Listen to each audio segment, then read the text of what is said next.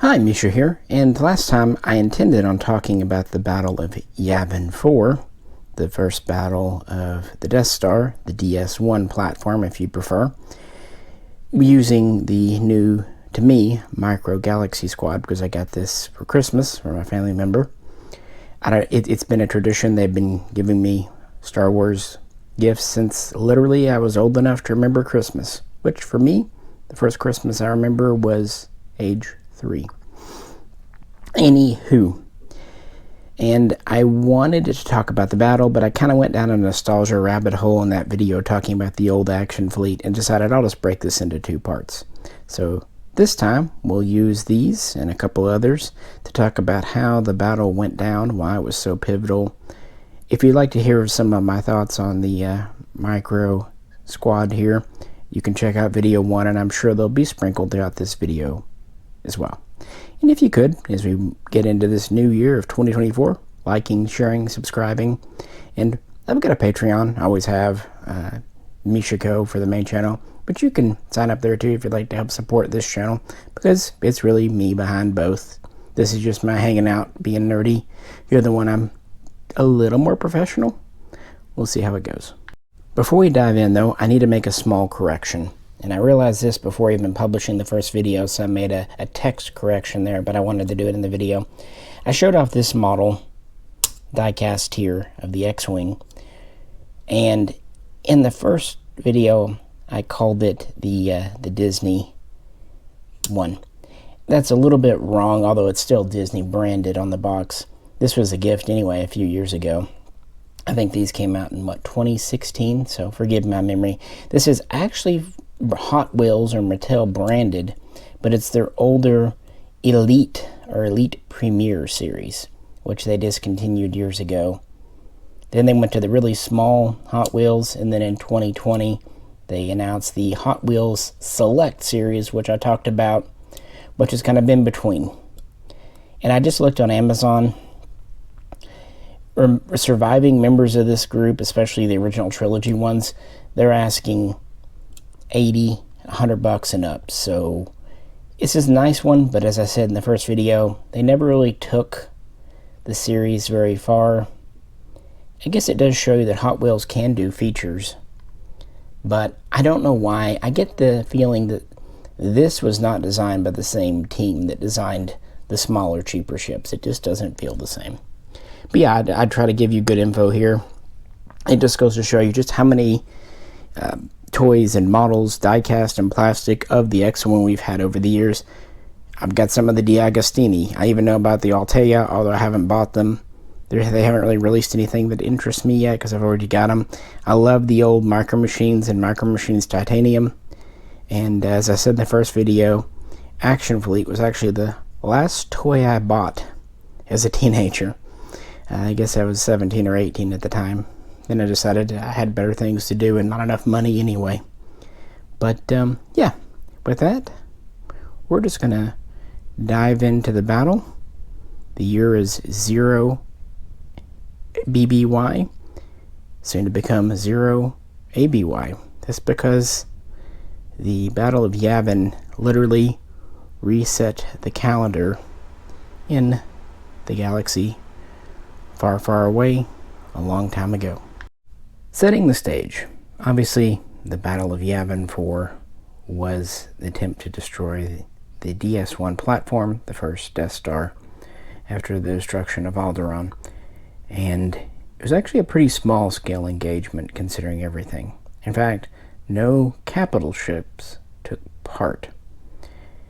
And so this set here of the trench run is pretty much what was at the end of the battle. 1 X-Wing, 2 TIE fighters, 1 TIE Advanced.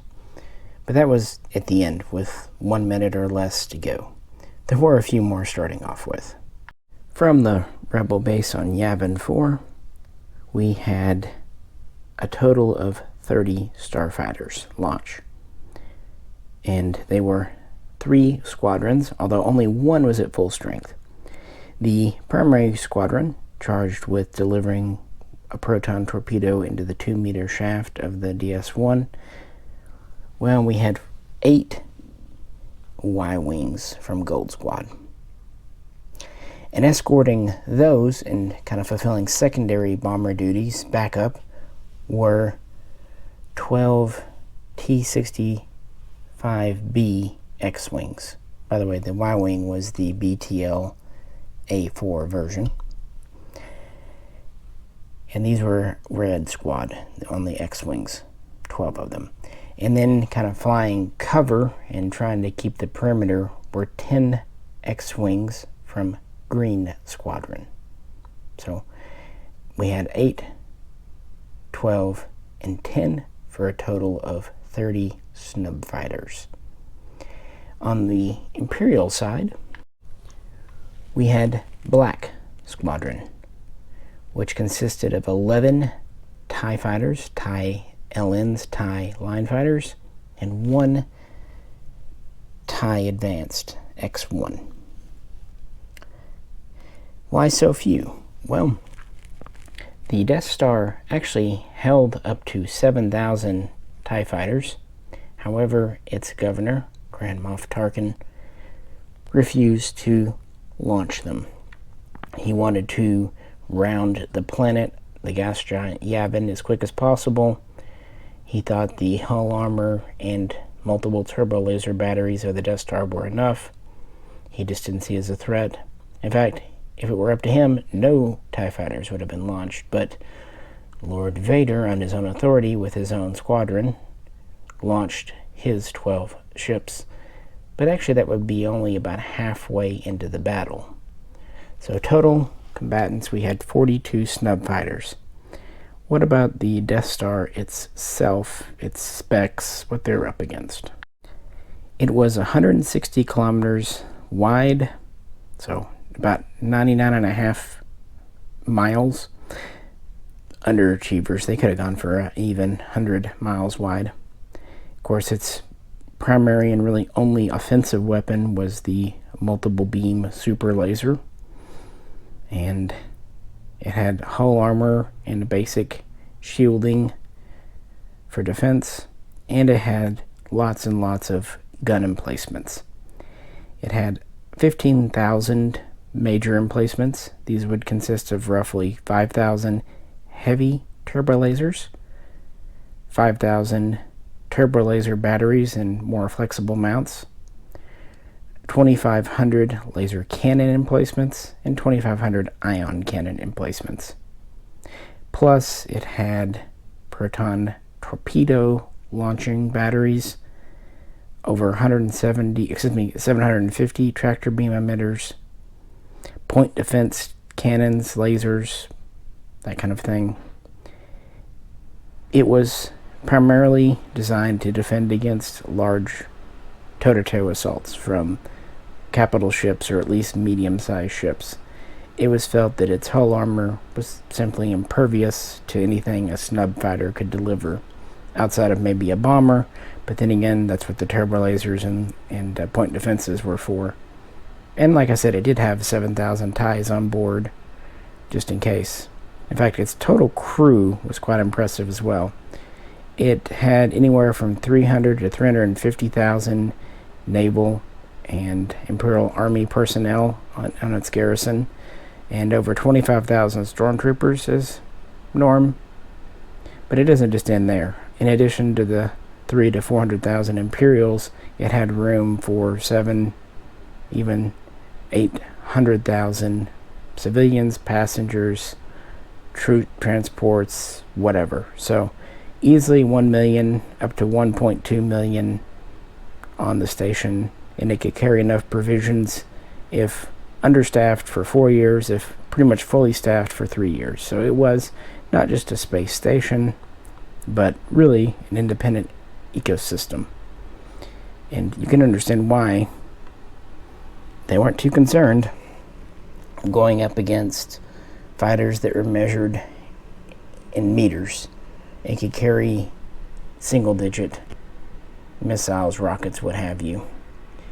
And the TIEs, when it comes to defense, were quite impressive.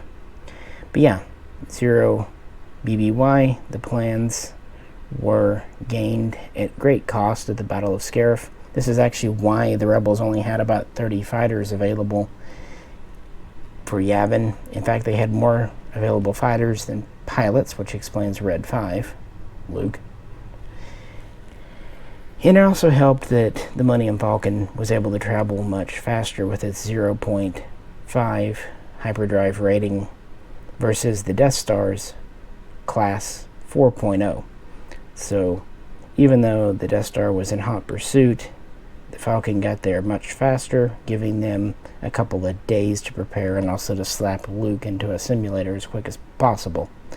And they kind of organize a mission, finding the weak spot, and do all that. Still, it was a very rushed job, and they didn't have a lot of time. In fact, by the time the briefings were over, the snub fighters were fueled up and armed up, and R2 units were loaded. The DS-1 had already entered the star system and was rounding the gas giant Yavin. They only had roughly 15 minutes before it was estimated that the moon of Yavin IV would be in range.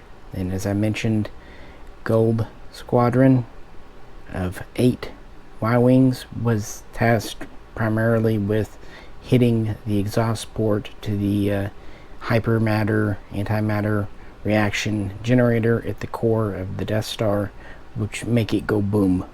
But why the Y-Wing?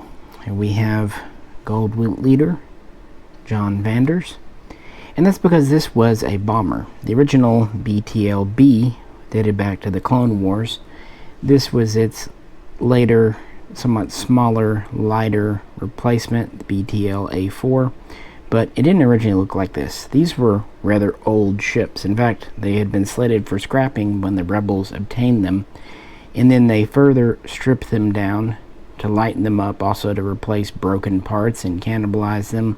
That's why it has, well, a very stripped down look, to give it a little more speed and oomph. And they also typically fitted these with a total of 8 proton torpedoes, 4 per launcher. You can see the launchers up here. It could deliver 2 at a time, and then it would cycle the next batch into the tubes. That was its primary offensive weapon. It also was armed with 2 IX-4. Some models had KX-5 laser cannon in the front and fixed mounts, and then 2 ion cannons in a semi-flexible mount. The Clone Wars version that had a crew of 2 would sometimes place this in a ball turret, but this had to be manually operated by the pilot or the R2 unit, so a lot of them ended up just getting fixed in the forward position as well. And again, there's an R2 unit, like I said, a crew of 1, and well, these weren't the fastest. Where in space you can accelerate forever, at least as long as the cryogenic fuel cell lasts.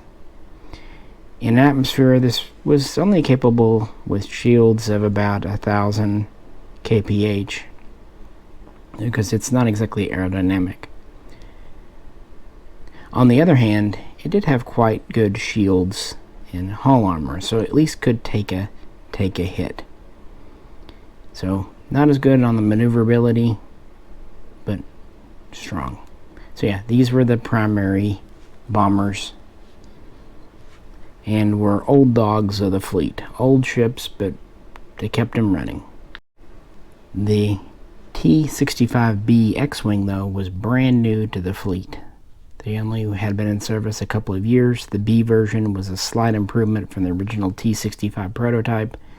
The first ones were quote-unquote stolen from the Incom factory, although it was a big conspiracy to happen.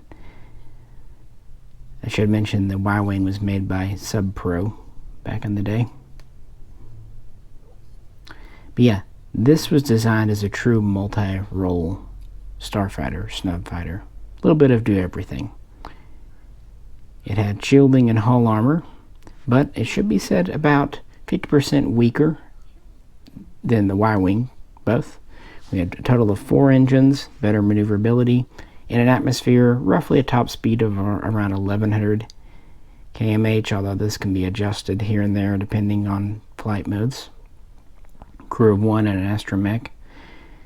Typically these had 4 KX-9 laser cannon, although some would have the IX-4 installed. No ions though. And we do have ordnance launchers, again 2, but these held 6 proton torpedoes, 3 per launcher, and were just not as flexible. For example, the Y-wing, in addition to proton torpedoes, could carry proton bombs, although they didn't for the Death Star run, whereas the X-wing was pretty well dedicated to just having proton torpedoes. So better maneuverability, better speed, but a little bit weaker armor and shielding. Certainly a more modern gun. So this is why these were the escorts intended to fight, but also if the Y-wings couldn't pull it off, they would go into bombing missions as well. So yeah, they approached the Death Star in formation at maximum speed and quickly closed with the station. And at first they met no starfighter resistance as they came in, although the turbo laser batteries and point defense lasers would fire at them, and they made their way to the Meridian Trench in the Death Star where they were going to make their run. And the Y-wings, again commanded by Vander, set up for their first approach, and the X-wing Red Squadron would go into attack position. Red Squad was led by Garvin Drays, Red 1, Red leader, and they would start off covering fire. And at first they had a pretty easy time of it without other starfighters. The turbo lasers really weren't that effective, especially with the new gunners on the Death Star. And so most of them made it through. Now you might be wondering about the 10 members of Green Squadron. They hung further back, kind of providing cover when and if ties were to come out. And they were not charged with bombing duties. They had been recently bloodied at the Battle of Scarif, for what that's worth. Now, we did lose a few already to the turbo lasers. In fact, the first pilot lost was Red 6, everyone's favorite, Porkins. He got shot down by lasers. But once it became clear that most of the snub fighters, because these were veteran pilots in these, were avoiding their shots of the turreted guns, that's when Lord Vader decided on his own authority to launch Black Squadron. As the DS-1 continued to round Yavin, and as the rebels continued to evade most turbo laser fire, only taking a few casualties, Black Squadron would launch with Vader at its head, Black leader, Black 1. This was a group of 12 TIE fighters, twin ion engine fighters in total, again with the X-1 at the lead and 11 standard LNs following him. These were all veteran and elite, highly skilled, all hand-picked pilots, and they were fresh off doing some minor putting down work on Mon Cala before being stationed on the Death Star, where they were classified as an assault squadron, also officially on the books 61st Squadron, but everyone knew them as Black Squadron.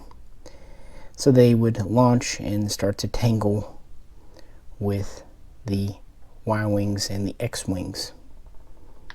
Often mocked and ridiculed, the TIE LN was actually quite well suited for the Imperial need. It had been in service for well over a decade, building upon experience from the Clone Wars era V-Wing and ETA-2 interceptors, taking a very different approach to the Y-Wing, favoring speed, maneuverability, piloting over armor shielding defenses, and they were designed for mass production and for being able to store quite a few on one vessel. In fact, they didn't have landing gear, Mostly they operated from racks, but they could land on their panels if needed. And these were roughly half the size lengthwise as an X-Wing, and even smaller compared to a Y-Wing, which was larger than an X. Of course, we had single pilot, and we had the famous twin ion engines, and these were actually very advanced, very precision-made engines. Very reliable, easy to maintain. And this fighter actually had two power sources. You had an internal fuel cell, and you had these solar reactive panels, which were primarily linked to the laser cannon, although power could be switched between systems. It was equipped with two LS-1 lasers, but these were actually very powerful for the size. And on top of that, they were combined with a very good targeting system. In fact, it had two different sensor systems on board. So, in addition to powerful lasers, it could get a good target lock, very precision, and it was rapid fire thanks to the power source. So very offensively oriented, quite maneuverable, and quite fast for a standard production at about 1200 kph in atmosphere. So definitely faster than a Y-Wing, and still faster than an X-Wing, which is good because it had no shielding at all, and its hull armor was only about 1/3 the strength of an X-Wing, and so 1/5 the strength of a Y-Wing. In other words, just don't get hit. And it was made on a budget, so no hyperdrive, whereas Rebel fighters had Class 1 hyperdrives. Important in a lot of ways, but not for the Battle of Yavin. And of course it had no life support, relying on the individual's pressure suit. Then again, though, these were usually not sent out for long duration missions, being launched from Star Destroyers or cruisers, that kind of thing. And they could be sent out en masse, and that's what we have here. So that's the standard TIE line fighter. Black Leader, though, was in his custom designed prototype TIE Advance X1. In fact, Vader was part of the design team that created this. And this was meant to be testing new things for the next step up. The TIE line fighter was great before the Rebellion was popping off, but by around 5 BBY, it was clear maybe something a little more was needed. So in 3 BBY, work began on this, really jumping off from the TIE Advanced V1, which itself was one of the first fighters to have a miniaturized hyperdrive. This would have a hyperdrive, but it was much slower than the X-Wing and Y-Wings, it being rated as a Class 4, ironically the same speed of the Death Star, but for very different reasons. So this is why we have more of a rear section here. It also has a larger fuel cell for that, but it still has solar panels. It has improved lasers. These are LS-9. And it has a single ordnance launcher, typically firing either miniaturized torpedoes or just missiles. And it has more advanced targeting systems to go along with that.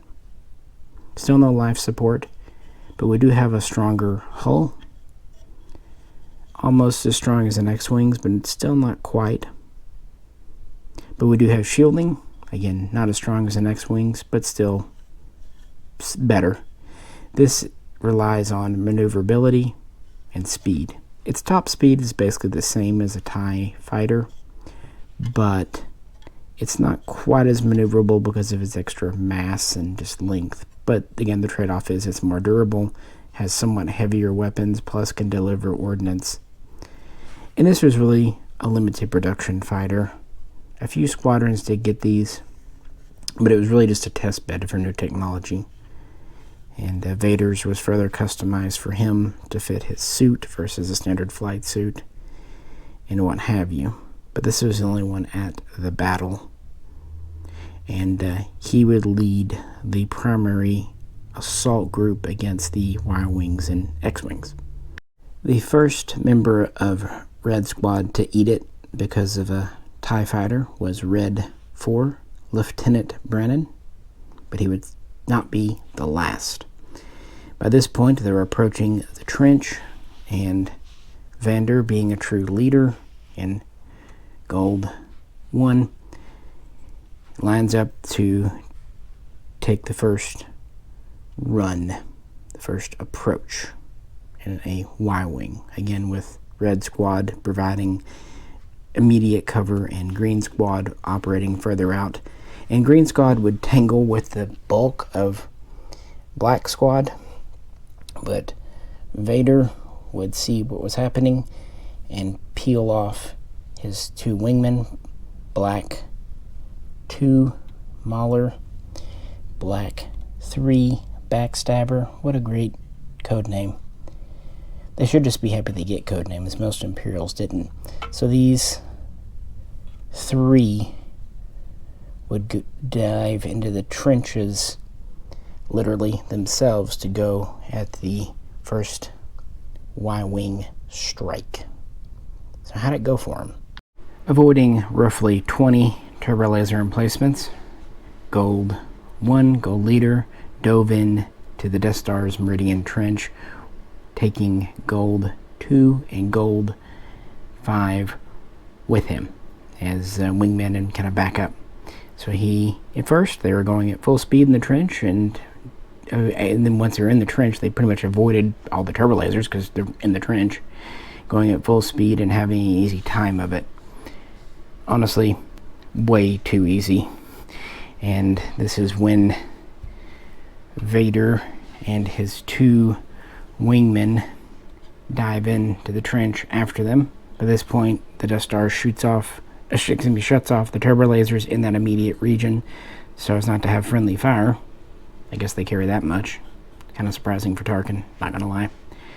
And Vader dives in after them, and honestly, a TIE advance versus a Y-wing on a bombing run. Is it any surprise that he picked off all 3 before they could even get a shot off? So, by this point, Gold Squad is under half strength. At least 4, probably more, have already been lost. And that's kind of out. In addition, this now shows the Imperial officers and the analyzers on board the Death Star what the rebels are after, what they're doing. And they do inform Grand Moff Tarkin. And this is where the battle could have changed. He could have either withdrawn, he could have sent out more TIEs. He did nothing. He continued on at full speed, rounding Yavin. And with only a few minutes left, he thought it was the moment of victory. And that allowed the rebels a second attempt. Since Gold Squadron had been decimated, this would be made by their backup, Red Squad. And again, being a true leader, well, Red 1 would do it. Dreys would aim up and dive into the trench, taking Red 10 and Red 12 with him as backup, as wingmen and secondaries. And even though the Empire knew what they were up to, because the path was known, had been mapped out, they knew the turbo laser situation, that they'd shut it off, they pretty much just took the exact same path as Gold Squad had done. And again, the lasers would shut off, and again, Vader and his 2 wingmen would dive into the trench after them, and the members of Red Squad would do their best to avoid fire, but Vader again would pick off the 2 wingmen, 10 and 12. But Dreys, being a skilled pilot, was actually able to line up a shot using the X-Wing's rather advanced targeting system. In fact, some literature from Incom claimed it was 98% effective, although I guess not against a little 2-meter hole. And so he does get off 2 proton torpedoes, and they do almost go in the hole. In fact, some gun cams show they actually went in and bounced off. Either way, they impacted on the surface. They did not follow the shaft to the core and did no damage except just impact damage. So with the trench running out, Red 1 had little choice but to pull up, and as he did, he was a very, very easy target for Vader, who shot the 3rd X-Wing down ending the second trench run. At this point, it was under 3 minutes. When this run started, they were just over 3 minutes, and now it's getting down to the wire, of course, because it's a film. With just over a minute before the DS-1 would be in firing range of the moon, things were not going well, at least not for the rebels. The majority of the TIEs were still out there, over half, including Vader's wing of 3. And, well, Gold Squadron was all but gone. Green Squadron, who had been taking the brunt, keeping most of the TIEs back, plus taking turbo laser fire because of not being in the trench, was completely wiped out. And Red Squadron was down to just a handful of members. And again, time is very, very much running out. But as he was pulling out of the trench, Red Leader had ordered another attempt, a third run. And then, of course, he was splattered by Vader. But, well, it was an order, and literally they had nothing to lose. So the remaining members that had serviceable vessels with torpedoes on board set up to make one final attempt, one final flight, and they had just enough fighters to do it. Hell, let's make the Rook and Red 5 do it. Why not? So Red 5 takes control to form up to head into the trench, and he is escorted by Red 2 Wedge and Red 3 Biggs Darklighter. So 2 seasoned and skilled pilots, and frankly, one cocky, arrogant 19-year-old kid. And again, Vader sees what's happening. The turbo lasers are shut off, and so Vader, with Mauler and Backstabber on his wing, dive in. So it's 3 on 3, and it's down to the wire. And they head in at full flank speed, and for once, Vader's wingman Mauler gets a shot off at Red 2 Wedge, but doesn't destroy his fighter, but he does major damage to it. It can't keep up, so Red 5 orders Red 2 to break off, retreat, and the TIEs could go after it, but Vader knows what's important. Letting one rebel pilot live isn't worth it, so he orders him to let Red 2 go and keep on the remaining Red 3 and Red 5. So they get in the trench, there they go, and Vader lines up and soon shoots down Red 3. He actually damages the craft severely, sending it out of control, and before 3 can eject, it impacts onto the surface of the Death Star, which is the true definition of that's gotta hurt. So here we are. We have kind of where we started with this battle pack from the Micro Galaxies squad. This was the final scene, the trench run. The only still viable rebel snub fighter was Red 5. And he switched on his targeting computer to begin getting a firing solution as he neared the exhaust port. One good thing is, at least with 2 unsuccessful runs, although Red 1 came close, they had better targeting data and they knew what was going on. But Vader, for his part, still had both of his wingmen in undamaged craft, and therefore was lining up to do his thing. Both fighters maneuvering. You know the drill by now. That said, Vader is having a hard time getting a firing solution on Red 5, but does get part of one, and does get a shot off. Vader's shot nearly ends the X-Wing, but ends up glancing off the top at the last minute, doing only moderate damage to the fighter itself, but taking the R2 unit, who had been doing repairs, out of action. So now we have one somewhat damaged T-65B X-Wing against 2 TIE fighters and a TIE Advanced. We have 2 elite skilled pilots, 1 Dark Lord of the Sith veteran pilot, and again a young Rook maybe with raw potential, but frankly, whose only experience was shooting rats in a desert. At the very last minute, right as Vader gets a firm lock on Red 5, out of nowhere, his starboard wingman, backstabber, explodes. And this explosion surprises both Mahler and Vader, distracting them and causing one or both to maneuver, juke either because of debris or just surprise, and impact each other. Boom. And this impact would throw Mahler into the side of the Death Star, splattering him, much as Red 3 had just been splattered. And because of inertia, flinging Black Leader out of control, but into deep space. And of course, as we all know, that surprise explosion and shot was thanks to everyone's favorite millennial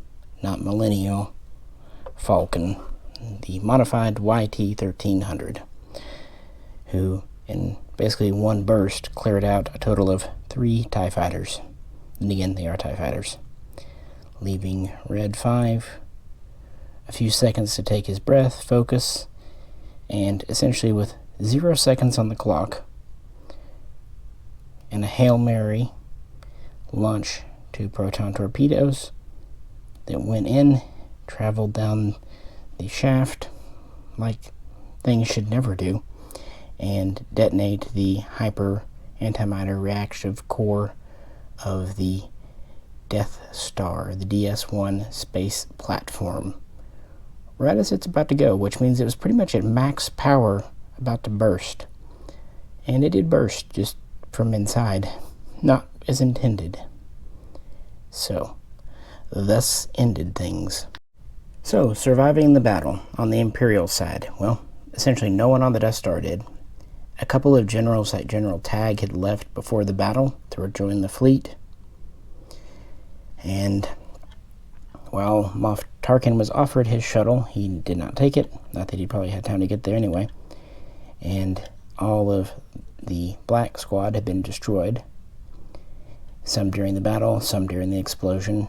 But thanks to the shielding on the ship and the tougher hull and Vader's piloting, while mostly out of control, the TIE X-1 was just able to get out of range and was just small enough to avoid the big pieces of debris. So, essentially adrift, but recoverable in deep space. Now, even the Death Star's escort, the Star Destroyer Fortitude, was damaged. Now, it had held back. In fact, Tarkin, again, in his arrogance, had really not had any protection from capital ships. He rushed to Yavin, so there's only one supporting the Star Destroyer that had arrived rather late and was further out. But because the Star Destroyer is a rather large target, it took major debris damage, had large hull breaches. I mean, when a nearly 100-mile wide space ball explodes, it's going to throw some shrapnel. That forced Fortitude to retreat itself, and it would take it a very long time to patch up its wounds. So essentially, the only survivor was Vader himself. As for the Rebel Alliance side, obviously Red 5, with some damage, a little bit cooked, survived. And Red 2, also damaged a little more, survived. And that was it for Red Squadron. And Green Squadron had been completely wiped out. And believe it or not, one member of Yellow, or Gold I should say, did survive. Not leader here, but it was actually Gold 3, Evan Verlaine, who is incidentally from, or was from, Alderaan. So basically, 2 X-Wings and 1 Y-Wing, 3 out of 30 returned. But those 27 lives destroyed roughly 1 million Imperials and removed their shiny new space death ball. So, yeah. Although I should point out that after this and after Scarif before it, the Rebel Alliance is really running short on starfighters. The Battle of Yavin IV wasn't the end of the Galactic Civil War. Really, it and the events leading up to it were the beginning of an honest struggle. The Death Star had exactly the opposite effect than the Emperor wanted. Dissolving the Senate was already very controversial, but it was thought that the Moffs, along with the terror of the station, would keep everyone in line. But then the destruction of the planet galvanized people, the planet of Alderaan, including, Gold 3 and others. Really, people don't like it when you kill 2 billion people, most of who are civilians. So once the Death Star was lost, along with the huge investment, we're talking 2 decades worth of funding, and not to mention some of the best quote-unquote people in the Empire, it was a major blow. And it also was a rallying call for the Alliance to get more people on board. Of course, there would be a lot of back and forth over the next 5 years, but it was the beginning, and hence why 0BBY and 0ABY are the kind of splitting point in the universe. And it would go on from there. And there you have it, kind of getting out of universe here. Like I said, I've had a lot of fun with these over the holiday season, even ordering a couple on sale. You can tell which Millennium Falcon I went with. But that's for another video. It was the best deal. The scale, the size on these don't bother me. The ships that should be bigger than other ships that should be smaller are. And as I pointed out in video 1, it's really hard to nail down sizes for fictional ships because they actually increase over time. If you look at what was kind of in the books in the 90s and commonly accepted sizes, they've gotten a lot bigger. In fact, I used the original Death Star's weapons loadout of roughly 15,000 major emplacements because some of the newer canon has it at 50,000 and then even 100,000, and it's getting ridiculous. Kind of reminds me of the newer Star Trek stuff where the ships are just getting ridiculously huge. And some things like the X-Wing haven't changed a whole lot. We went from maybe at the smallest 11.5 meters to today at 13.5, but things like the Y-Wing have gone from around 13-14 meters up to 16.5. And the TIE Advanced is really weird. They've almost shrunk it. Who knows? Some sources have it at 5.8 meters, others as big as 11.5. Personally, I think because of the wing panels and the TIE Bomber, it's probably closer to 7 or 8. Which, if that's the case, it means it scales decently well with the X-Wing here. Either way, it is what it is. The X-Wing's a little longer. I guess if you do scale it at roughly 11 meters and this at 12, they're okay. Of course, if you go to larger ships like the Falcon, which they pretty much had to do, if they were to do this in scale, it would be 15, even 20 inches if we do like a 1/72 scale. As it is, it's like 10 inches. It's enough. But I do hope they don't try to do any ships that are in universe bigger than this. Otherwise, it's going to kind of get in like to some of the action fleet where it's just ridiculous. But I understand why they had to make the Falcon, and they had to make it at a reasonable price point. But they should stick to starfighters and like surface craft in this series, and do a different series for capital ships in their own scale. Maybe like a 1/1000 scale, although in Star Wars, even doing 1/1000, some of them are really big, like the Executor, even the Mon Cal cruiser. It's almost impossible to do a halfway decent scale line of the large ships, but maybe someone can someday. But yeah, I talked more about that in the first video. I will say too about A New Hope. In the original cut of the film, we didn't see near as many Y-Wings and X-Wings during the launch scene from Yavin. However, if you go back to the novelization from 1976-77, not only do they mention 30 snub fighters, and they do mention Luke being trained briefly on a simulator at Yavin, they even mention, of all things, Green Squadron. So it's not a recent retcon. It was always there. And on top of that, when they did the special edition in '97, they expanded the shot of the fighters taking off from Yavin, and we do see close to 30 in the scene, even if some of them are pretty much mirrored. And then we see 3 returning home. It kind of drives home the point. At least it wasn't bloodless. It's more realistic that way, but still fun. Of course, as is known, this was based on World War II fighter films and whatnot, which is why I think having a scale in the 10 to 12 meter range for a fighter is about right, because that's about the size of World War II fighters for the most part. In fact, in the first video, I compared it to an F6F Wildcat. Excuse me, Hellcat. I've been talking a while. You can tell. But yeah. Oh, and they also improved the Death Star's explosion, because it was a little for 1977. And of course, Rogue One, the Battle of Scarif, adds to this sum too, including explaining why several squads were not at full strength and why they pretty much had to rely on snub fighters. But yeah, that's kind of my battle breakdown with these. Just having fun. Just be happy I didn't do this in the bathroom. But let me know what you think. Let me know how your New Year's going, how you like these or not. Go from there. This is Misha. Catch you very soon next time.